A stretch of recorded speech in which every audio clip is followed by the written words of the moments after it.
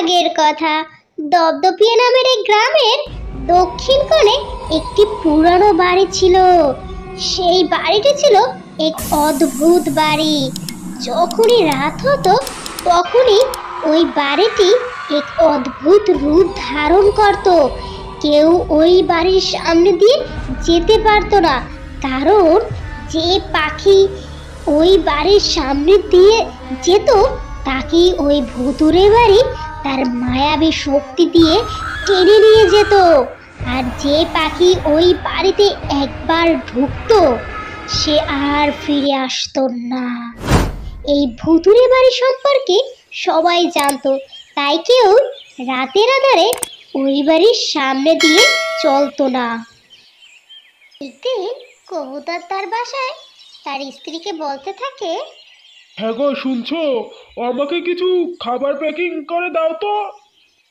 আজ হঠাৎ খাবার প্যাকিং করে দিতে বলছো কেন? তুমি তো কখনো খাবার নাও না। আরে আজ একটু শহরে যাব, কাজ আছে, তাই আমায় ফিরতে একটু দেরি হবে, তাই তো আমি একটু খাবার নিতে যাচ্ছি। বেশ বেশ, এই দাও তোমার খাবার। তবে শুনো, বেশি রাত করে কিন্তু ফিরো না। তোমার ওই ভুতুড়ে বাংলোর কথা মনে আছে তো? আরে গিন্নি, হ্যাঁ হ্যাঁ মনে আছে আমার। তুমি এত চিন্তা করো না গিন্নি, আমি জলদি ফিরে আসবো। এরপর কবুতর প্যাকেটটা দিয়ে চলে যায়, আর এভাবেই সারা দিন কেটে যায়। শহর থেকে বাড়ি ফিরতে কবুতরের বেশ রাত হয়ে যায়। কবুতর যতই হাঁটে ততই পথ বেড়েই চলছে, পথ যেন শেষই হয় না। এদিকে কবুতরের ভোরে ভোরে একটু ভয়ও কাজ করতে শুরু করে। এরপর কবুতর জোরে জোরে হাঁটতে শুরু করে। বেশ কিছুক্ষণ পর কবুতর ওই ভুতুড়ে বাগলোর কাছে আসে। আরে আমি তো ভুতুরে বাংলোর সামনে এসে পড়লাম। কি যে হবে আজ, মনে হয় আর আমার রক্ষা নাই। আজ আমার কপালটাই খারাপ, কেন যে আমি গিন্নির কথাটা শুনলাম না। এরপর কবুতর তাড়াতাড়ি হাঁটতে শুরু করে, কিন্তু কিছুতেই সেই ভুতুড়ে বাংলোকে অতিক্রম করতে পারছে না। কবুতরকে কে যেন বারবার সেই একই জায়গায় ফিরিয়ে আনে। কবুতর যেন এক গোলক ধাঁধার মধ্যে পড়ে গেছে। কে কে আমায় এই বাড়িতে নিয়ে এসেছে? যেতে দাও আমায়, আমাকে মেরো না, আমি বাড়ি যাব। আমার স্ত্রী আমার জন্য অপেক্ষা করছে। ছেড়ে দাও আমায়, ছেড়ে দাও। আরে ভয় পাচ্ছিস কেন?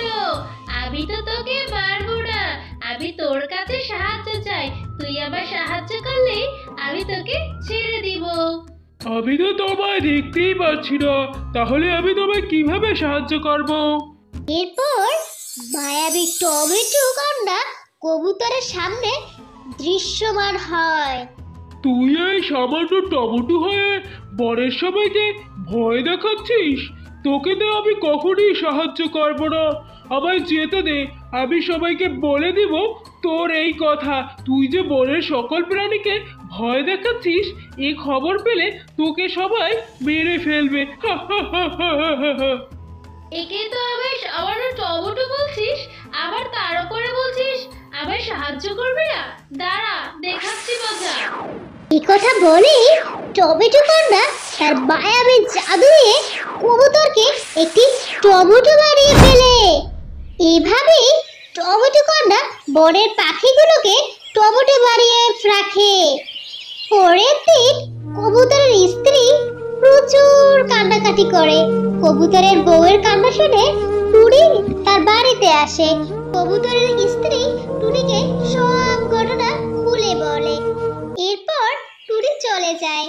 টুনি খুবই বুদ্ধিমতী ও সাহসী ছিল। টুনি তার বাড়িতে গিয়ে ভাবতে লাগলো, না না, এভাবে বসে থাকলে চলবে না, কিছু একটা করাই লাগবে। এভাবে ধীরে ধীরে বনের পাখিগুলো উধাও হয়ে গেলে বনে তো কোনো পাখিই থাকবে না। ওই বাঘগুলোতে কি এমন আছে যেটা কেউ জানে না, সেটা আবার জানতেই হবে। এরপর টুনি রাতের আধারে সেই ভুতুড়ে বাংলোর কাছে যায়।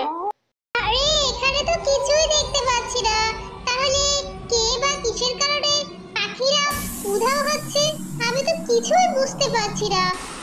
ভোর সময় টুনি কান্নার শব্দ শুনতে পায়।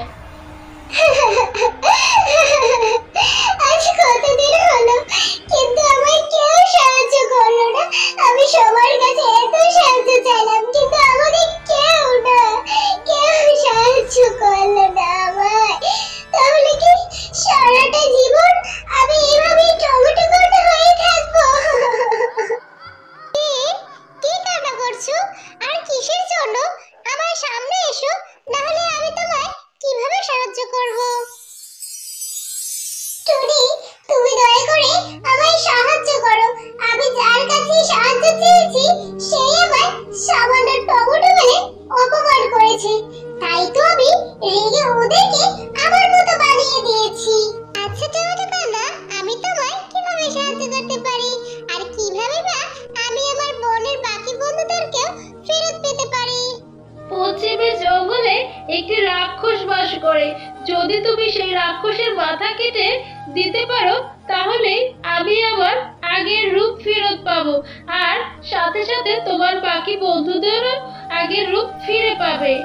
টমেটো কান্নার কথা মতো টুনি একটি ধারালো তলোয়ার নিয়ে সেই রাক্ষসের কাছে যায় এবং রাক্ষসকে দেখে টুনি সেই ধারালো তলোয়ার দিয়ে রাক্ষসের মাথাটি কেটে ফেলে, আর রাক্ষসটি ওখানেই মারা যায়।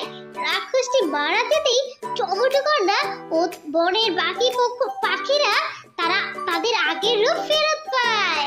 আমার মিষ্টি বন্ধুরা, আজকের গল্পটা এই পর্যন্ত। তোমাদের যদি গল্পটি ভালো লাগে তাহলে অবশ্যই চ্যানেলটি সাবস্ক্রাইব এবং লাইক করে আমার পাশেই থাকো। ধন্যবাদ।